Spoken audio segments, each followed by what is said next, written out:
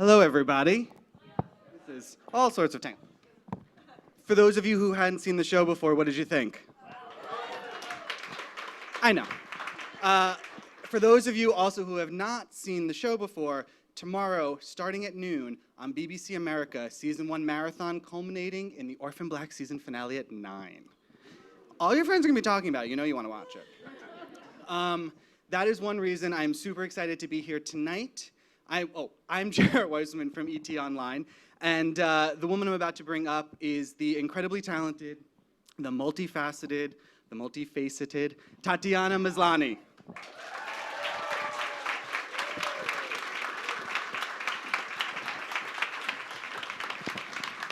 Thank you. Hey, guys.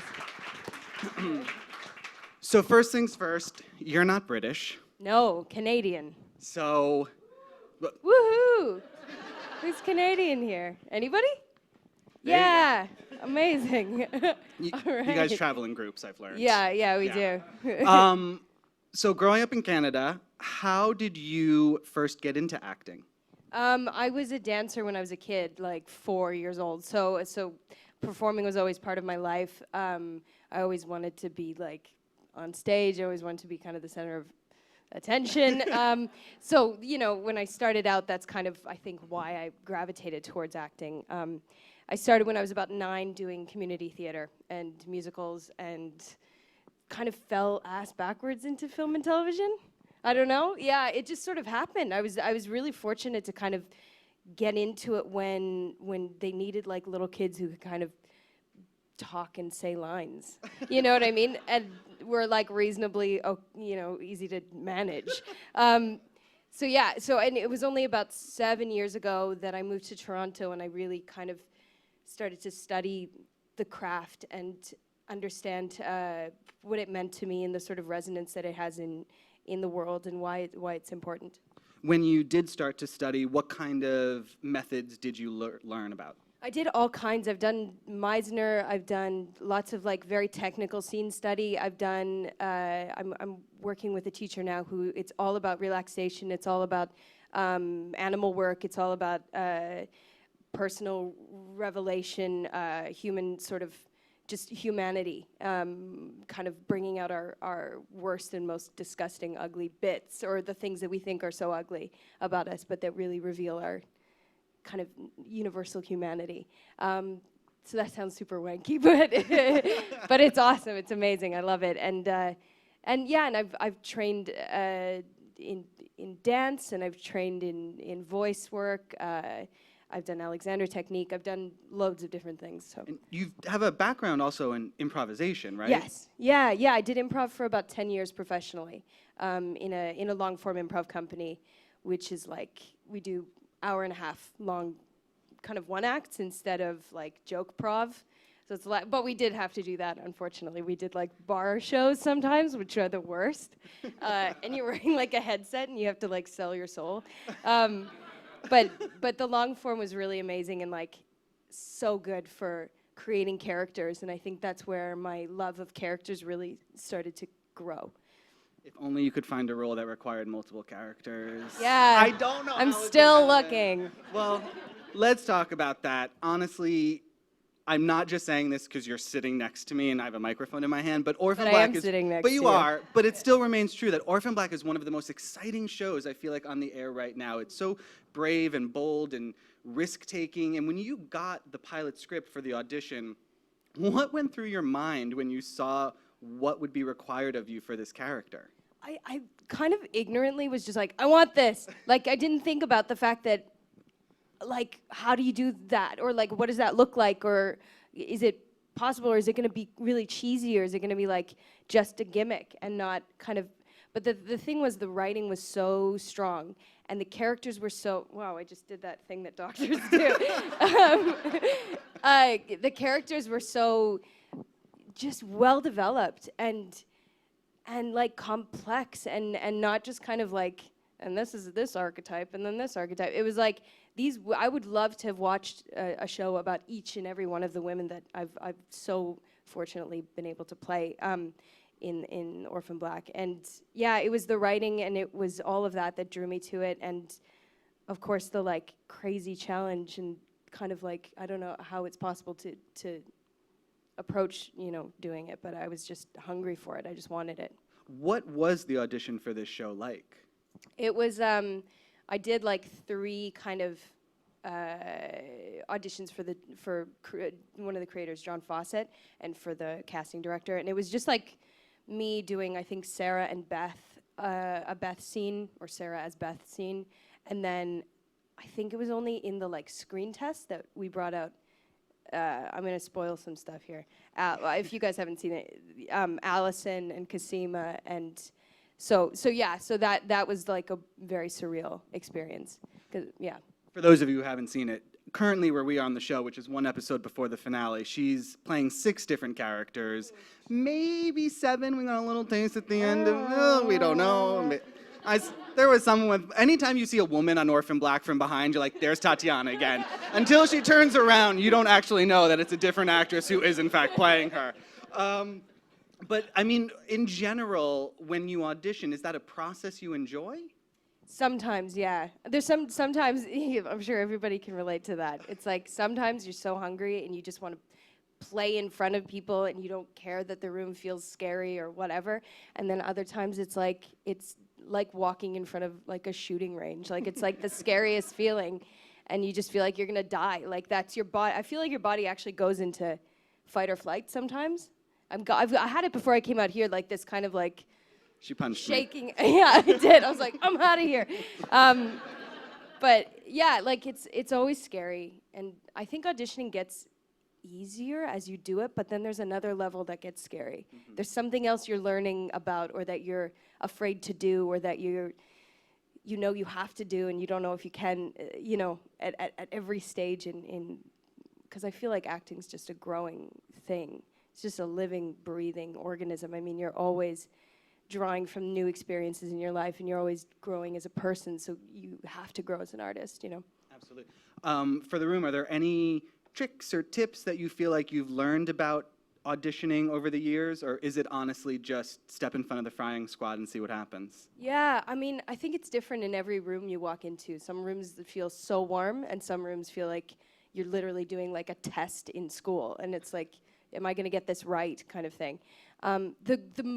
The biggest learning experience for me was working on Orphan and doing auditions with other characters.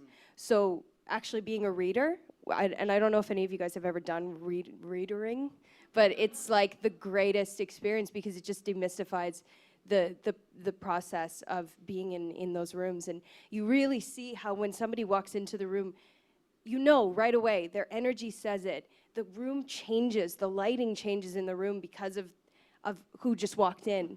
And you kind of know, like you just get a sense before they've even said a thing, if they're, the one thing, and I know I'm like totally guilty of doing this, walking in with a lot of drama, like bringing in like, oh, I don't know if I know my line, sorry, I'm so late, like, you know what I mean? And that, like apologizing before you've even done anything, and it's like, for me at least, I know it's like a defense because I'm scared and I just want them to like me, right? So you apologize for your existence. But I think, like for me, going in and just going like, I don't know what this is gonna be, and I'm open with my nervousness, but I'm not gonna apologize for that.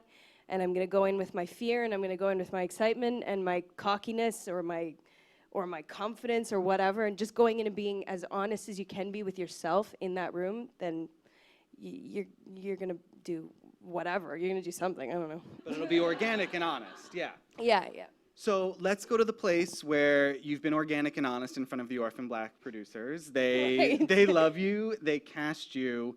What was the first thing you did when you actually set out to start breaking characters? Well, I'd done a lot of work for the auditions. And doing them in front of people gave me a good sense of what was sort of feeling organic or feeling right. Then I did a lot of movement work. I did a lot of kind of backstory work that, because the show is so much about identity and about, how we're raised or where we come from or what country we've lived in or if we're, if we knew our parents or what our parents were like, so much of your identity is based on the nature nurture thing, right? So I kind of went like, what are the stark differences between all these women? Where did they grow up? How much money did they have?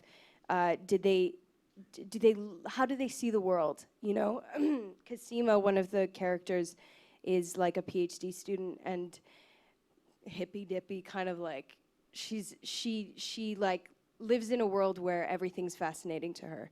The world is exciting. It's tactile. It's right in front of her. She wants to touch everything. She wants to understand everything. She wants to be inside of people. You know what I mean? That sounds disgusting, but she wants it, you know? And then like Sarah is completely opposite. She grew up never knowing her family and has consequently very little trust for the world around her.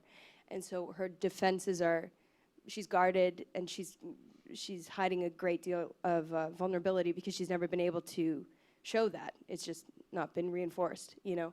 She's been alone. She doesn't belong. So she sees the world very differently than Cosima. And so I think so much of that indicates how you walk in that world. You know, so because Sarah's got a tension in her, a kind of boyishness almost, because, you know, she'll turn on her sexuality when she needs to manipulate somebody or use it or whatever.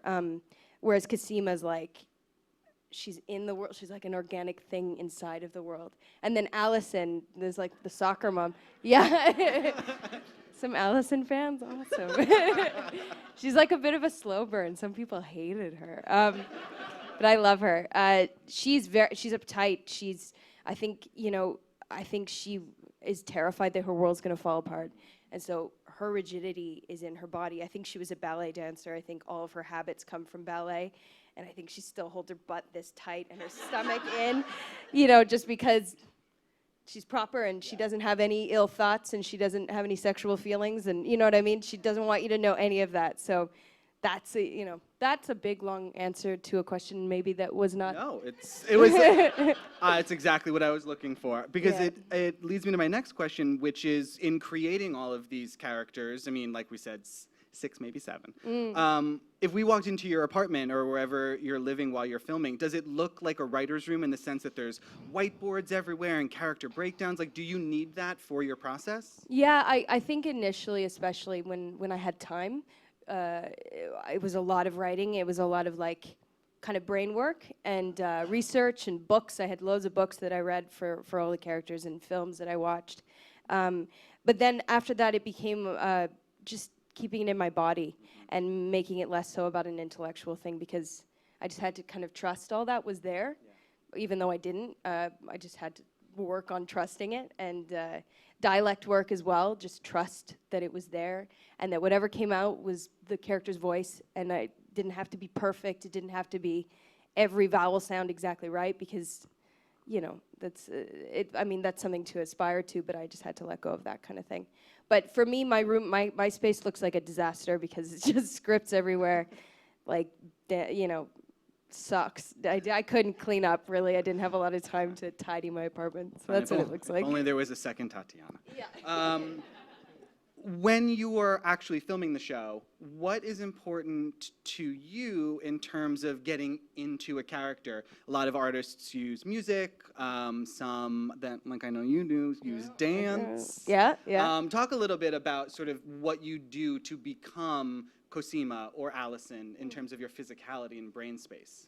Yeah, so I carry tension in different places for each character depending on who they are. And then I'll walk as that character all day while I'm playing that character. Speaking the dialect the whole time. I dance between takes to just kind of keep a looseness in whatever rigidity there is or whatever tightness there might be. Like with Allison, it's doing ballet steps, you know, between takes. And for Cosima, it's like this ravey kind of glow stick dance. Yeah, and just really commit to the physicality of it. It's so much fun. Yeah. It's so much fun.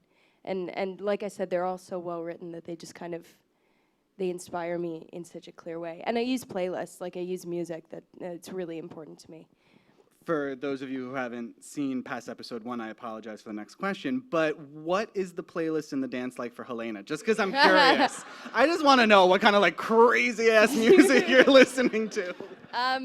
Helena is, I love Helena. She's like Tom Waits, obviously. That's like goes without saying. Tom Waits. Anthony and the Johnsons, who's like this incredible musician, very haunting, very emotional, very like yearny, and feels like he can't quite attain the thing that he wants. And I feel like that's Helena. She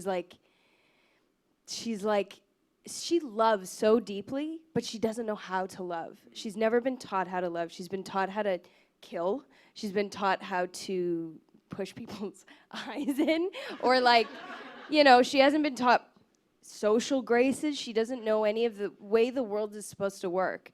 And she's never, and I think for her, love is a lot of abuse, which also Anthony and the Johnsons' music kind of has that in it. So that's what I listen to. I also listen to some Prodigy for her too, just to get that kind of like raw, visceral animal thing. Yeah, and her dance is like very sexual. Cue the music. No, I'm Here just kidding. There was a great audience question. There was a lot of great audience questions, but one in particular here that applies, and this is a really interesting idea. Logistically, how does production work? If you have, let's say you have a scene with more than one alternate in it, do you shoot that entire scene jumping between characters, or do you do all of that one character stuff for that episode in a day and sort of give different days to different people? No, it's like 3 characters a day sometimes. So if we have like a 3 clone scene, say I've been doing the whole day as Allison, we'll start as Allison, then in that 3 clone scene, and then I'll go change and I'll become Sarah. And then I'll go change again and then become Cosima and maybe finish off the day as Cosima. But it's like very much blocked like for money and time's sake, because it would be impossible. Right. It's like an hour and a half change for each character, if not more than that. And you know, and then the technical aspect of the clone scenes is ridiculous. Like it's just very precise and very time consuming, and so there's just no time. Yeah. It makes me think that, you know, your best friend on set would have to be whatever stand-ins you have for those given roles. Yeah. Talk about sort of the process of trusting someone that much who's basically playing you. I was so lucky. I got, and John Fawcett and Graham Manson, the creators of the show, they were really, they made it really important to find an actor for me to play off of, because, you know, stand-ins can do their stand-in work, but they're not always actors, right? And stunts aren't actors, and you know what I mean? So I got an actor, which was amazing. And not only did I get an actor, I'm going to cry thinking about her, she's so amazing, because she doesn't get seen. She never gets seen. She memorizes all the lines. She memorizes my blocking, her blocking, my mannerisms, my impulses. She somehow memorizes all that and then gives it back to me with a performance that I can play off of.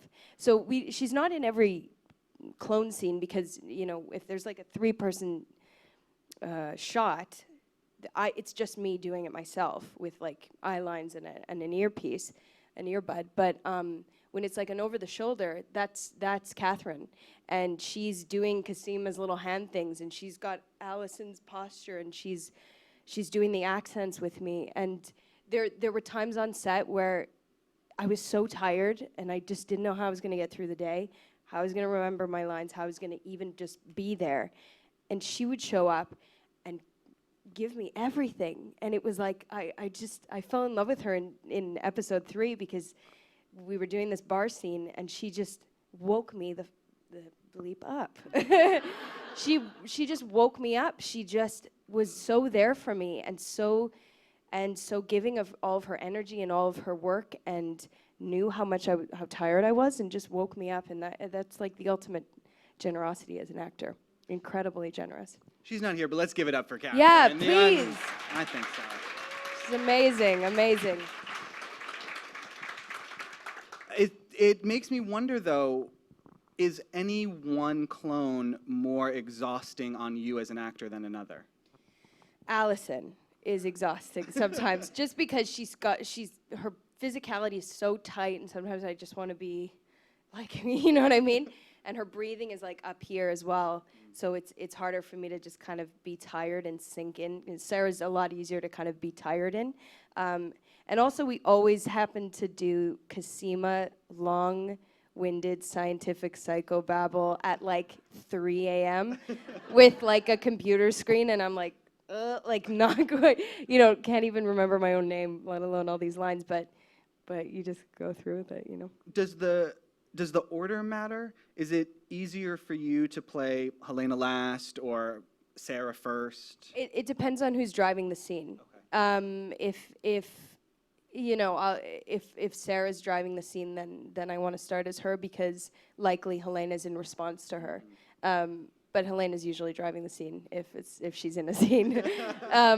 So I want to start as the one who is the instigator, who the other one is responding to, because it's weirder to do the response before I know what the give is. Yeah.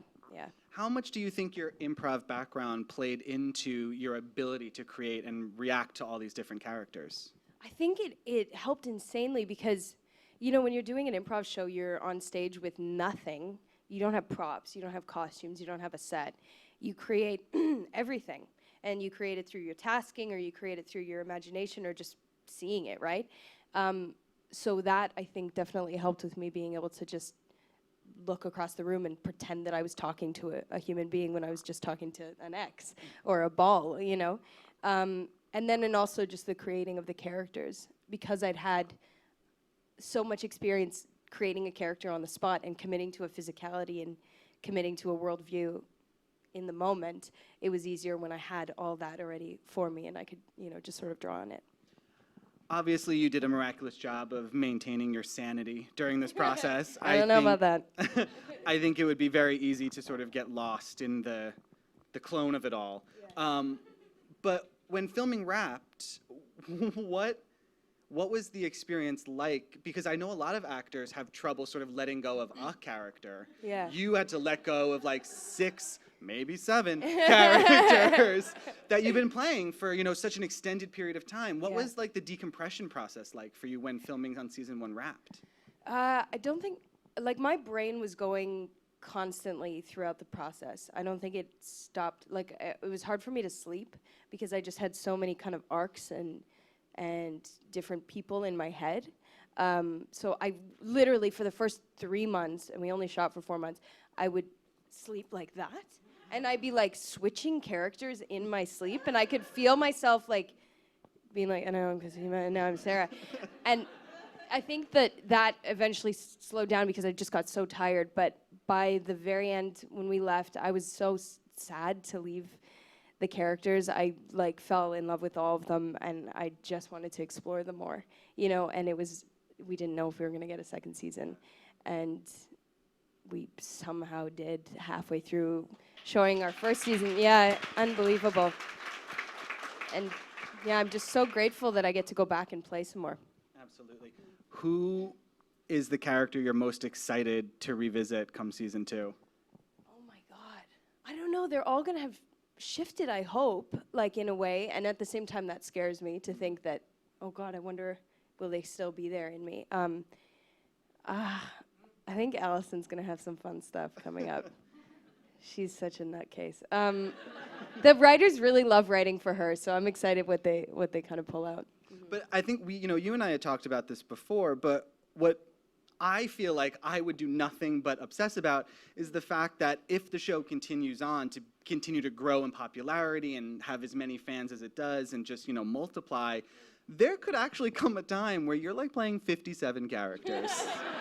I wouldn't put it past the creator, John. He's like, how can we make this an even cooler clone scene than the last director did? He always wants to one-up the last director.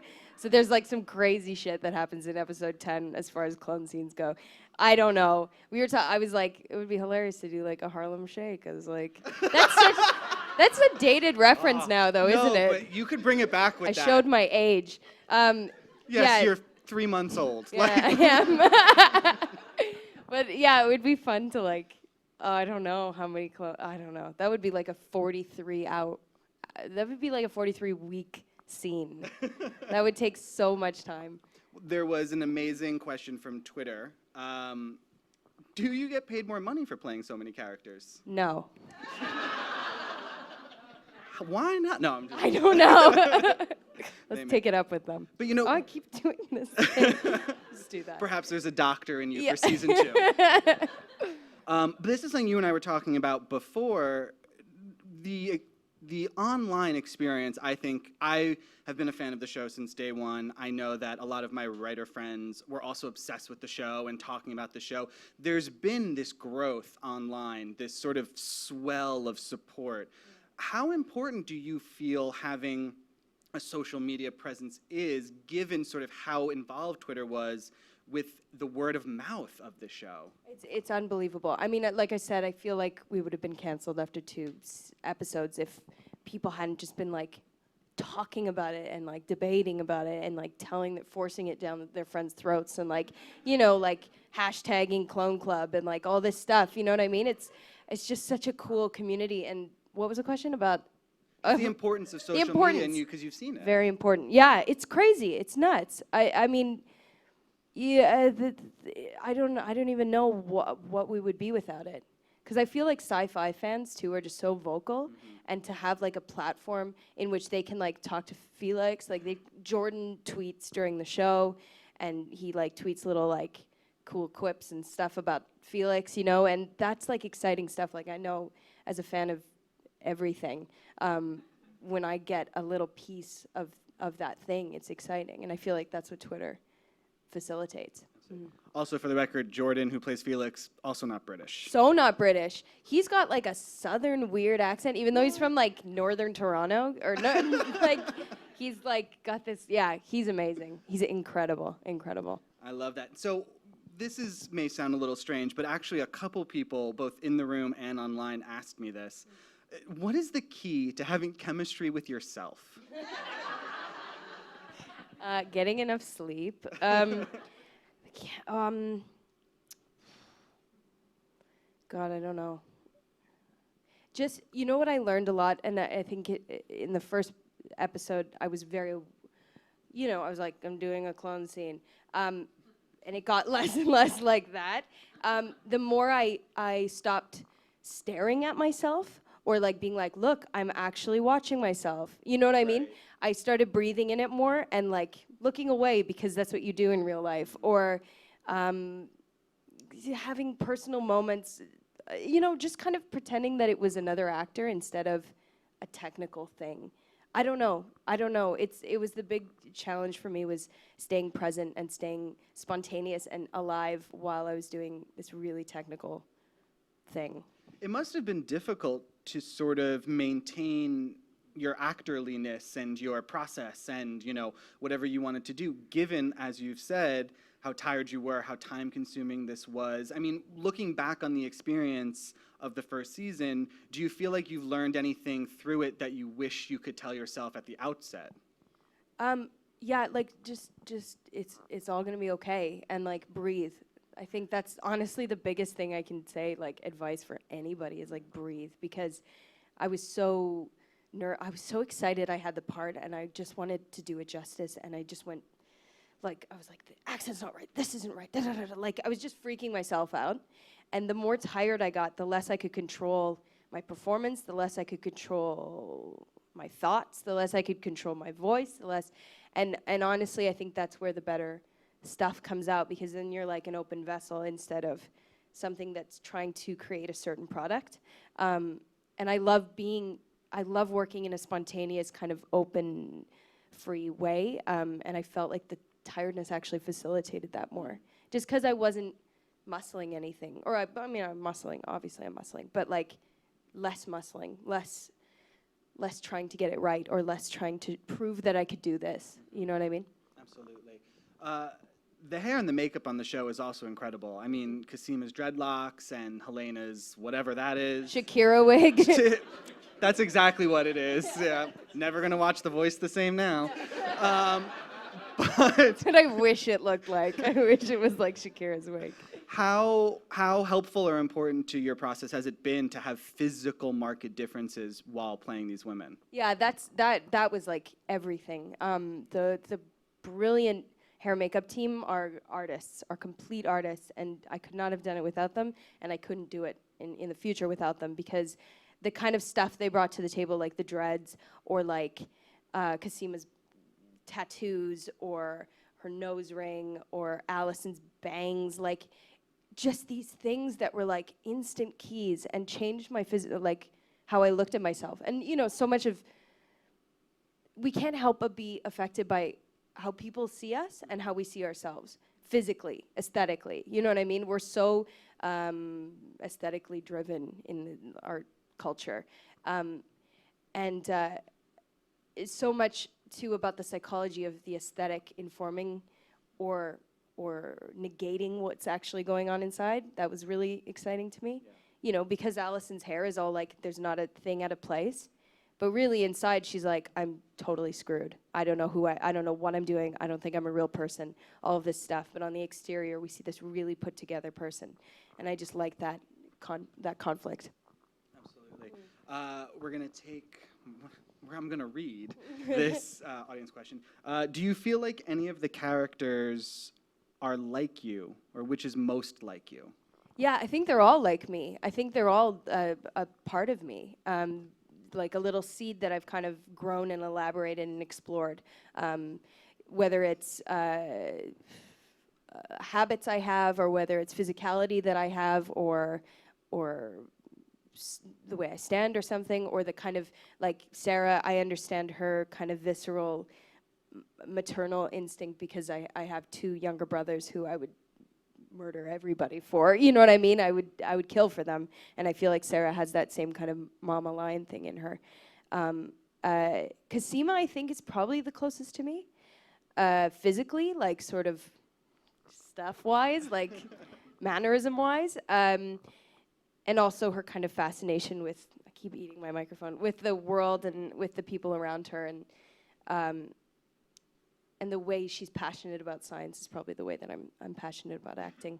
But like Allison and Helena too are large parts of me, you know, that I wouldn't necessarily want to admit, but it's true, you know, and that, I think that's the greatest gift as an actor, is you get to like go, well, I'm doing this as a character, but really this is me, you know, and this is me in my worst bits of me. Well, lastly, Tatiana, let me ask you this. In the sense of, you know, loving your craft and really getting an amazing showcase for your ability. I mean, I feel like the Critics' Choice nomination is the first of many that'll be coming your way in the seasons ahead. What would you say to fellow actors as someone who has been there and has, you know, struggled and been on the auditions that we've talked about, who now has sort of found a home for that gift? I mean, what has this experience taught you about the craft of acting?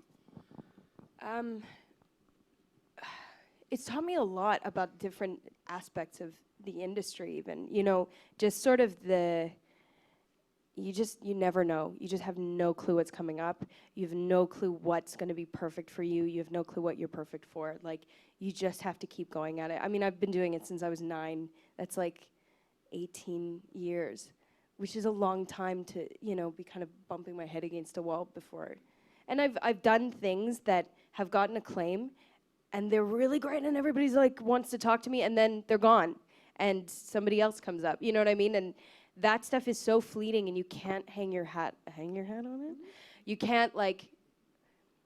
can't rely on that to be the thing that makes you feel worthy, or the thing that inspires you to work.